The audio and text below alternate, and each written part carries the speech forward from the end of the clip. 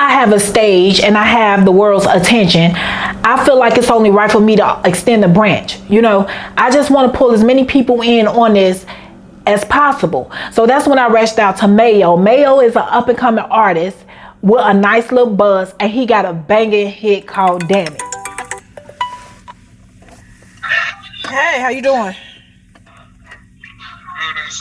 I'm fine. So, Focus had hit me a little bit ago with Damage. That song cold as shit. Thank you, I appreciate that. So I got Mayo on the phone, you know, ask him, can I get that song and see what we can do? I want to work with him. Like, this is a guy I really believe in. Alright, so what you got in mind? What you got planned? I want to use it for this commercial. Because I feel like he was talking about me up in there, you know what I mean? Doing all this motherfucking damage, let's make it happen. Your song is in good hands. I'm Cecily Robinson. This is Bricks of an Empire. I went to prison for a corrupt organization, access device fraud, conspiracy, and a whole bunch of other stuff. And now I'm turning my life around. My movie is a book that I wrote when I was in prison. I'm trying to get it on the big screen, and I want to see how far I can go with it. I'm freshly out of my contract of a publishing deal that I've had for over 10 years. So I have 3 new books that I'm trying to get out now to the public, and I feel like I'm running out of time. This show is talking about me and my struggles and my rise to fame since I've been released from prison. Through all of this, I'm trying to find somebody that I can build my empire with. But I'm recently out the closet, and I love women just as much as I love men. So I want to see how this is going to go and if that's going to work for me. My relationship with my children, that's another thing. I love my girls so much. You guys will get to see how I interact with them. A lot of you guys follow me on social media, so you know that I am a very complex person, very outspoken. Well, being outspoken don't always work for me all the time. So you're gonna get a chance to see some of the situations that my mouth has gotten me into. Pretty much every day my life is a movie. I just want y'all to stay tuned and keep watching. Once again, I am Cecily Robinson, and this is Bricks of an Empire.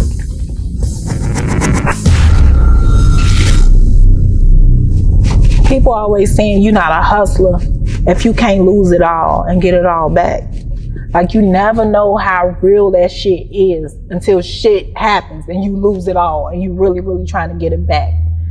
And getting it back is always harder the second time because you got a point to prove.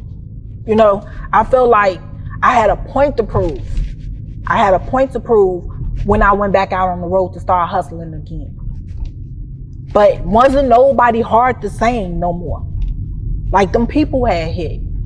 So everybody was looking at everybody else as food. And everybody was trying to eat. And me, I got a pure heart. So I was never looking at my folks like they was food. I was looking at them like, man, we gonna get this shit back together. When motherfuckers was looking at me like I'm food and they was trying to eat. I don't never want to be nobody fucking food. I never want to be nobody fool. So I'm back here in Philly after doing my photo shoot for my calendar. I did that in Pittsburgh, and I wanted to get in contact with a couple of people since I was out here. What kind of foul ops is these? How the fuck am I supposed to get by?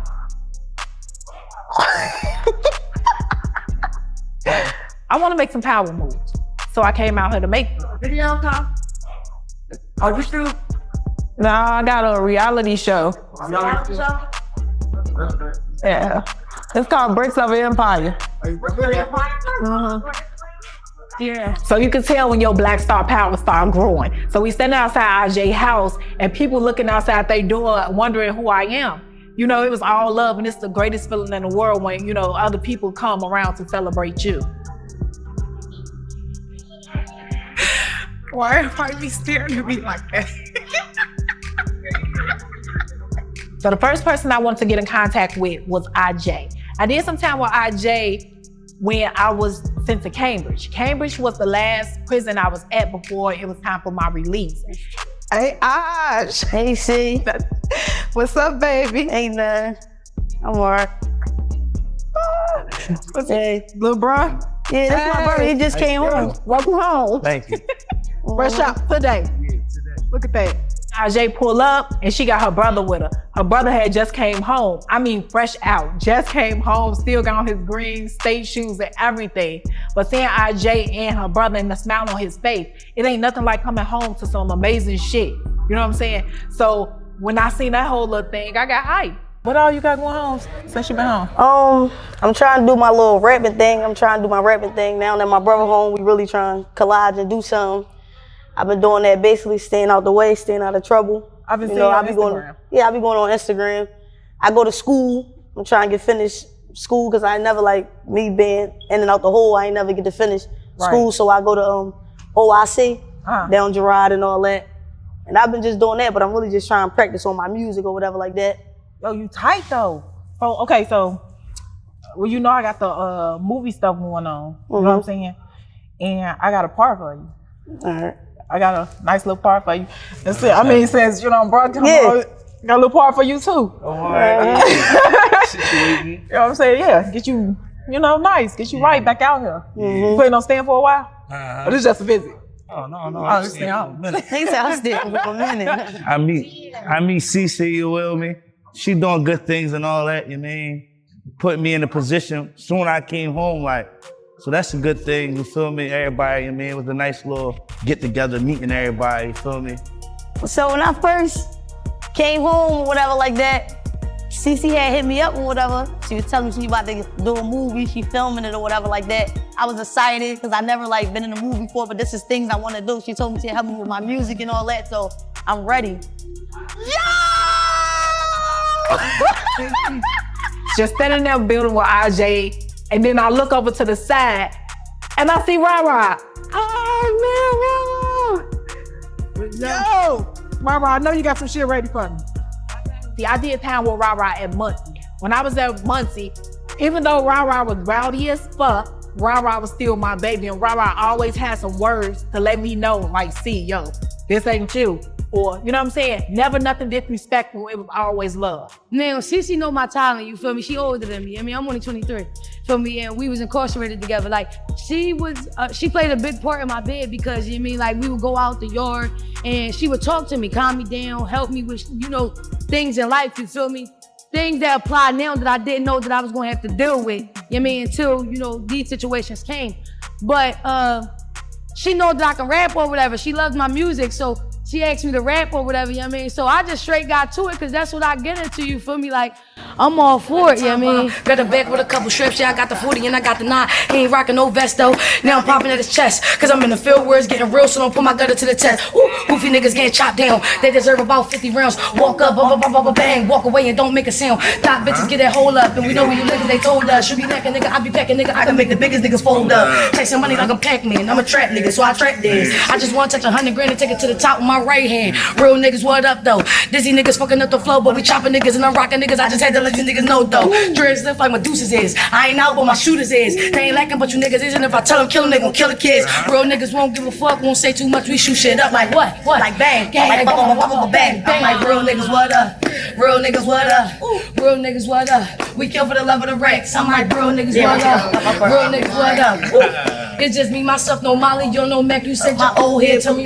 Now you got. I was at my old head, turned me on the stretch. Now I got the 40 and I got the Mac. I just woke up, bang. I'm killing these pussies. I hate wreck. A pussy nigga got my brother time. So when I touch, I'ma kill his mom. Niggas fucking with the wrong one. I'm a little nigga with a long gun. Everybody need a team though. Just peep shit, how the scene go. Play tough like you macho. I'll leave you wetter than a poncho. Dang yeah, he a real nigga. Gotta get that slow, bro. No, I ain't never kill a nigga, but I kill a nigga for the both of them. Chopping shit down like kung fu. Half of these bitches I ran through. I fell in love with a stupid bitch. With a stupid shit, but that's cool too. Real niggas don't say much. We don't say much. We shoot shit up like bop, like bang, like bang. I'm like real niggas, what up? Okay.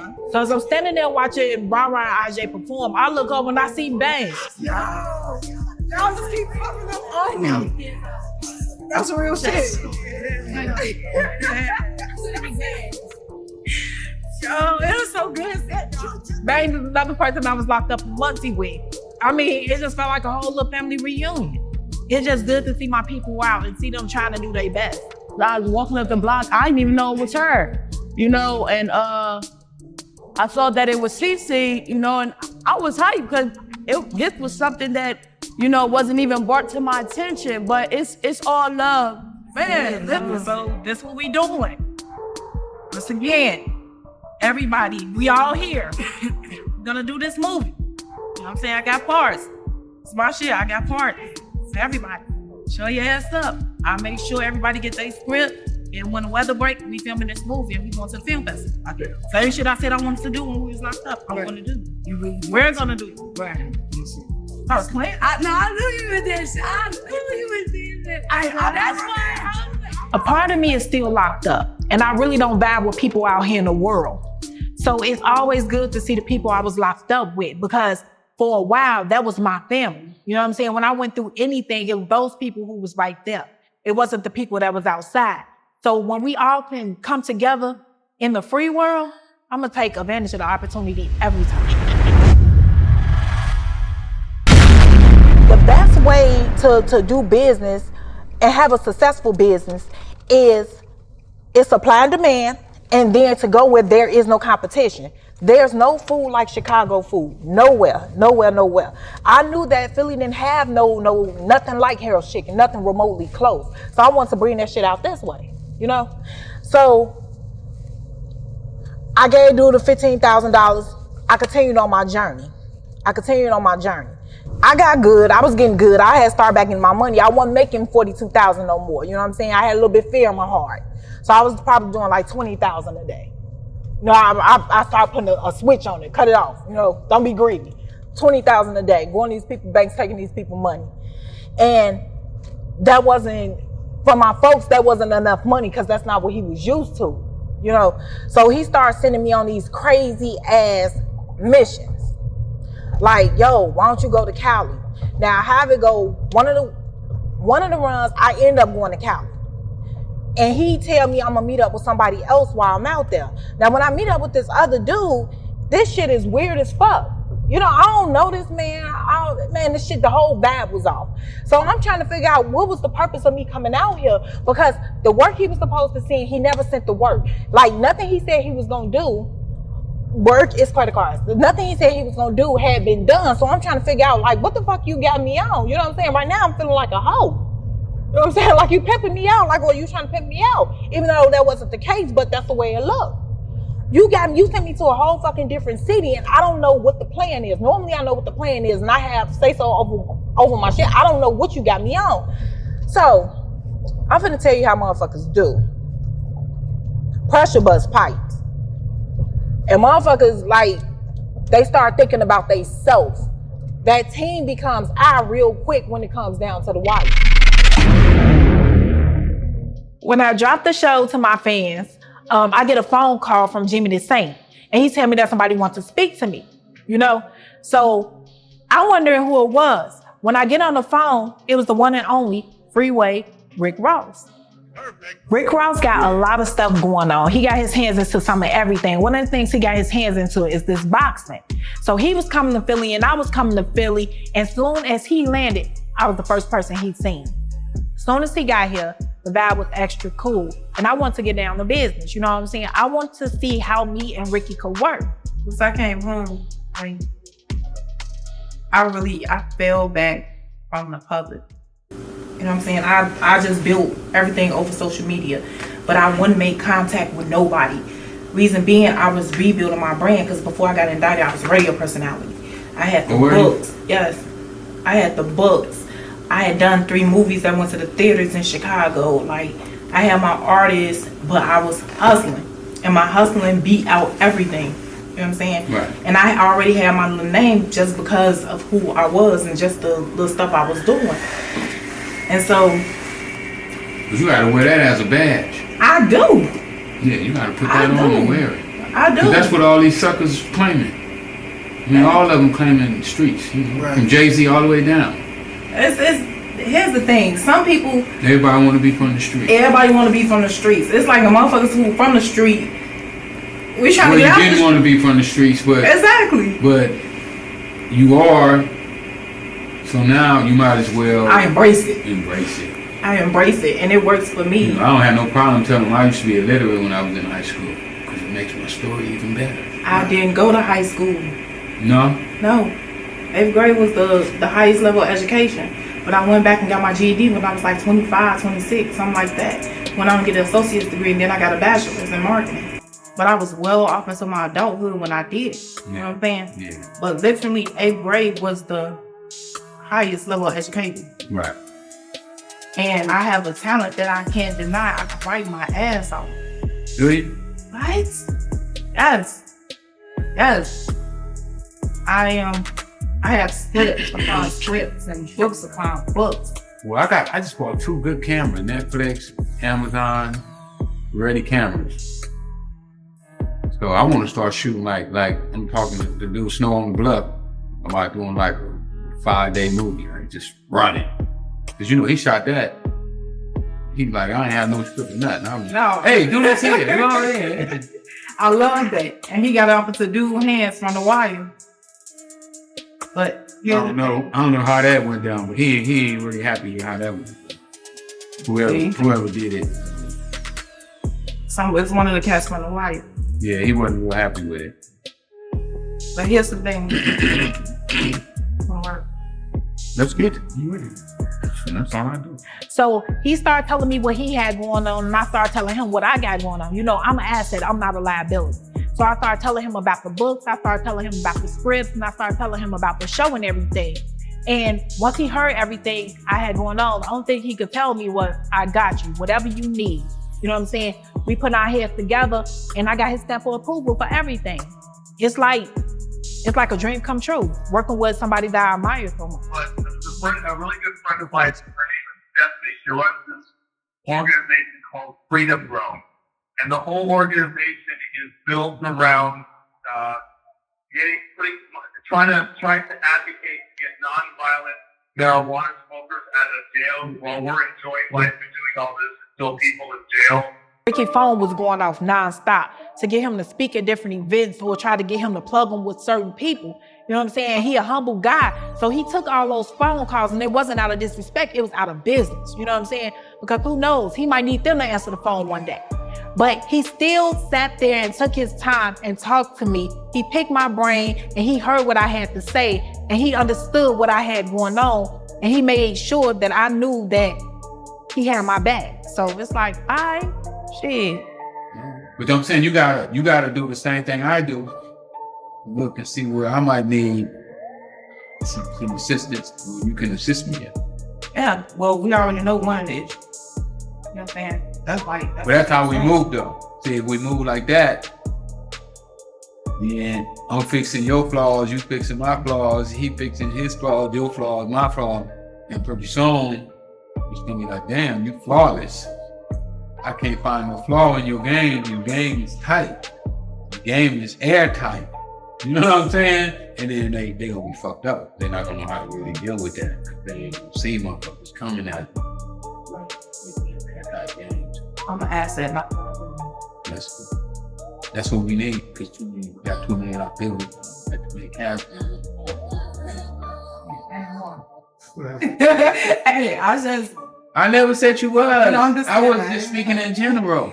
Matter of fact, we got completely cardboard boxes everywhere. I see. He went into straight survival mode. I was in survival mode, but I knew I had my people behind me, or so I thought. You know, this nigga started putting me in situations that I shouldn't have been in. And I'm just gonna say this, I allow him to put me in a situation that I shouldn't have been in because I trusted him more than what I should have. I should have trusted me. The whole time I should have trusted me. When you out here hustling, you always gotta trust yourself more than you trust somebody else, because you never know what the next person is thinking. Fuck what a person is saying out their mouth. But what they got, their intentions. Is their intentions pure? Is their intentions for you? Is their intentions just for them?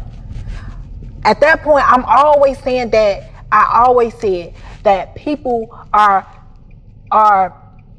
raised off love or raised off survival. For some strange ass reason, I found love in my heart. Now, imagine, I ain't fuck with this nigga or nothing, but I found love in my heart. This nigga was still surviving, and he was using me to survive. This motherfucker ended up sending me to Cali on a straight dummy mission. Here is, when I'm used to going out, when I'm used to going out, hustling, I'm hustling a certain kind of way. This motherfucker sent me out to hustle for somebody else. But he's making it seem like, you know what I'm saying, this is the deal I got for you. This is the deal I got for you.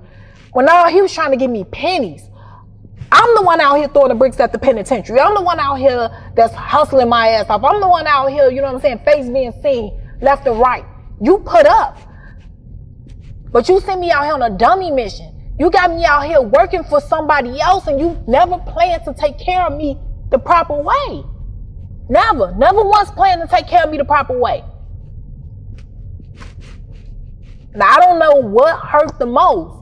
The fact that I actually trusted him to, you know what I'm saying, care for me the way I care for him, or that he betrayed me the way he did. But it's the game, right?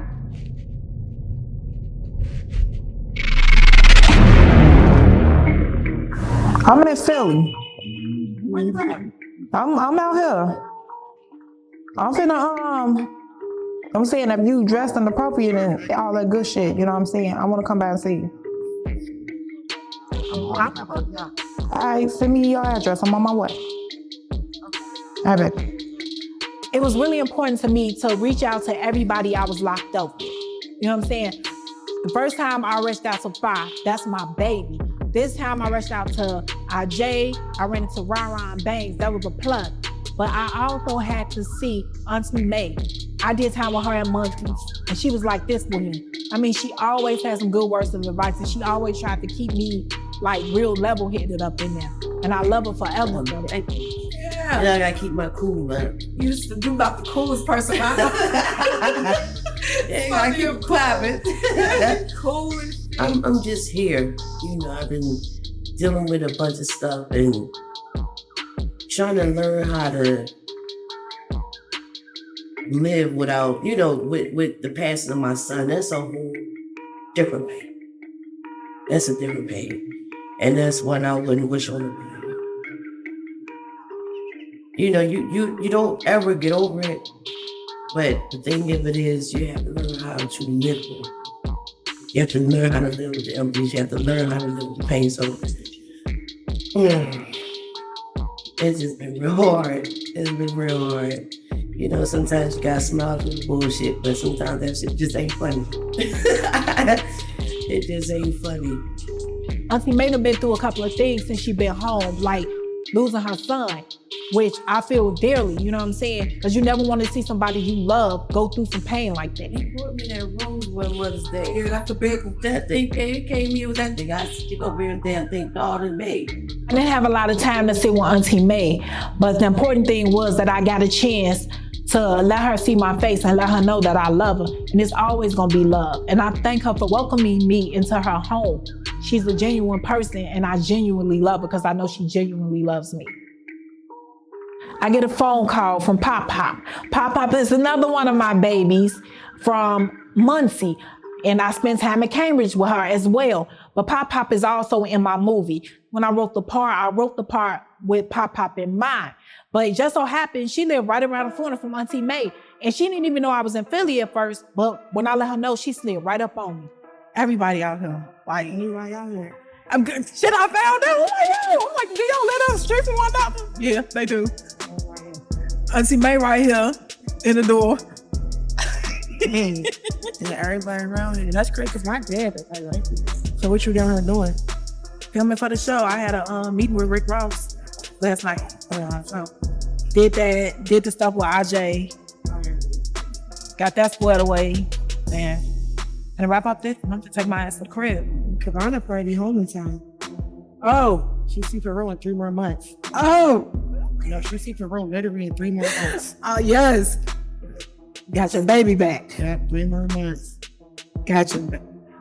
Girl, he come home. I probably be going because I graduated from school March 6th. And I'm going to be driving trucks even though I'm going for my CBLA. Like, I got my commit already. I take my test next month, but my actual graduation date March 6th. So I'm going on the road like it's nothing in Philly. I'm out. You always had your head on your shoulders. You ain't staying with me. Out. Pop has always been a real level-headed ass female with a nice ass body and a drive, and she always been a smart person. So I was proud to hear Pop was in school, and I was proud to hear that she was trying to get her CDLs. Well, not trying, because she's getting ready to graduate. She was getting her CDLs, and she was getting up out of Philly. I love her so much, and I thank her for sliding up on me. That just lets me know that the love never dies, and that shit is really real. Next thing he do, he hooked me up with this chick. Now I'm too smart. Sometimes I'm too smart for my own good, you know. He hooked me up with this chick who know how to do TCs. Once I learn something, I can run with it. This is how I caught my third case. My second case, I'ma back up for a few minutes. He kept trying to send his fucking driver with me. Kept trying to send a driver with me to watch my every move. You know, to try to watch my every move. I hit for a hotel room in Chicago, and I got these check papers in the room. I got programs to make checks. I got ink, all type of shit in the room. The lady, the cleaner, the worker who went to the room, even though I had a do not disturb sign on the door, she went inside the hotel room and seen all this shit in my room, and they called the fucking police. So the driver, he's been a princess, doing all this extra shit when he ain't had no business being with me from jump. He wants to go change different hotels. He want to go to a hotel downtown. Imagine he's not from Chicago. You know what I'm saying? So he want to be around shit. He want to find some bitches and all this other stupid shit. Nigga, like, you could have been somewhere else. You did not have to come with me. You could have found all the bitches you want. I'm out here to see my shorties. Imagine this on my daughter's birthday. I go back to the hotel to get his shit. The key's not working for the hotel room. So when I go to the desk, you know what I'm saying, the dude acting real like jittery and shit. I push it in the back of my head. So he rekey the cards. I go to the hotel room. And when I go to the hotel room, like, we go inside the hotel room, get whatever. Manager, I got my kids with me too. Get whatever we need to get out the hotel rooms. I go back downstairs, and when I get ready to go out the door, the police have pulled up behind my truck. I'm on my way to my kid's birthday party. Literally on my way to my kid's fucking birthday party. And I keep saying this nigga was not supposed to be with me. There's no purpose in this world for you to send this man with me. Just on some greed shit. You know? You want to cut at everything. You want to cut at everything. Like, the shit was horrible. I end up going to jail. But since I never had a case in Chicago before, they bombed me out. But all the cash I had on me, I'm not thinking. I had 3 phones on me. I had all this cash on me and everything. I had to get them away from that truck so they can get my kids up out of there. Or it was going to be some shit. If they would have searched that truck, I would have been sitting down a little bit longer than what I really was. You know what I'm saying? So I went back up inside the thing. I told the driver, I say, look, when I go back up in here, I say, you pull off. You know what I'm saying? Because they want me. I know they want me. So when I went back up inside the hotel, they pulled off. I ended up going to jail. I ended up getting an eye bond. This was the first case I caught when I was out on bond. The second case came 2 weeks later. Literally 2 weeks later. Now here's the thing. This is when everything starts to take a toll on me. So I get a call from Rick, and he tell me, you know, we gonna go to the studio and listen to some music. So when we get to the studio, we greeted by Philadelphia Freeway. So we was listening to songs off his new track, and it's a gang of people up in there. And the people that surrounded me is people of importance, like people I done read about for years. And I got a chance to have some dope ass conversations with some dope ass dudes and build some dope ass relationships. So I'm grateful for the opportunity. Like, he had hit after hit after hit, not dick riding, just speaking facts. Then he asked Rick Ross to, you know, jump in the booth and lay something down.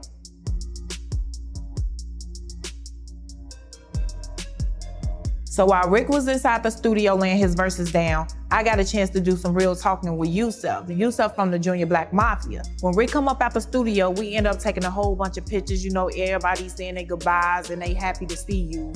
And as we're walking out the studio, in walks Court. Now this is how you know the studio stay busy all night long, and it be some heavy hitters up in there. I'm packing my bags and I'm getting ready to leave Philly. That's when I get the phone call from Lyric. Lyric is an artist that I met like 7 years ago in Virginia.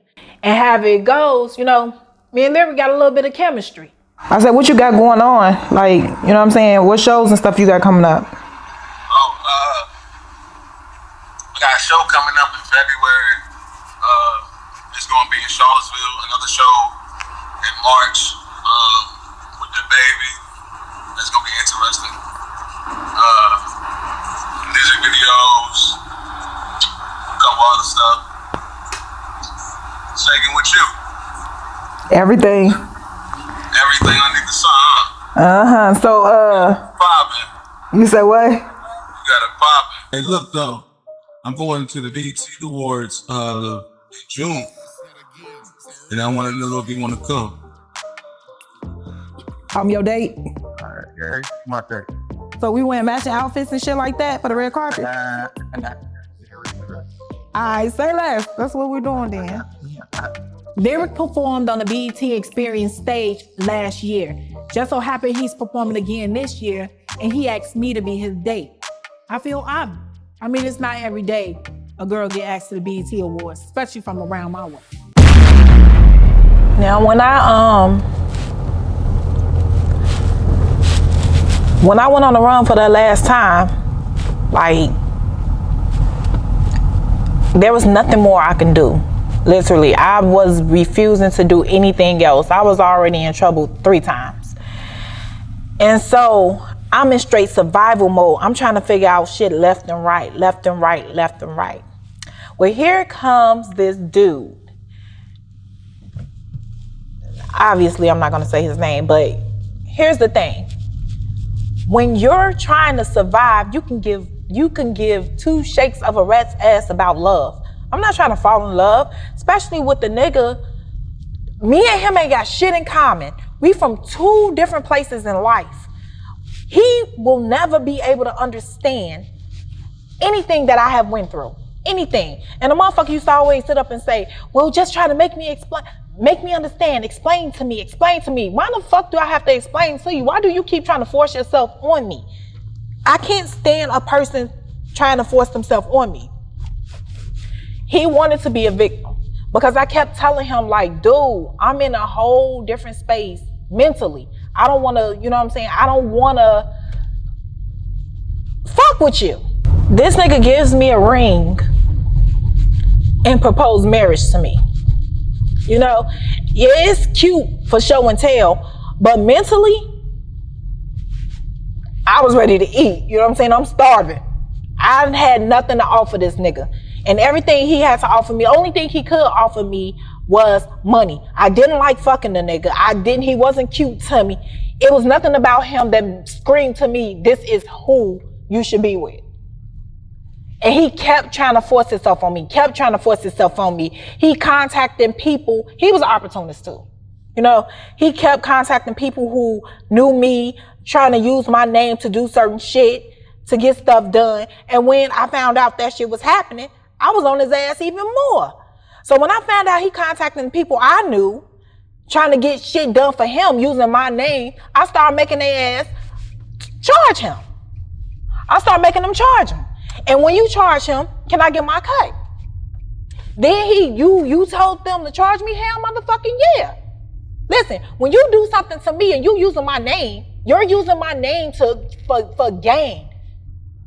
Like, hell yeah, I'm gonna tell them to charge you. Because I didn't condone this. I don't support the bullshit you got going on. Like, he was another one. He was on the list. I used to get that nigga car and wouldn't give it back to him until it was time for him to go to work, all type of shit.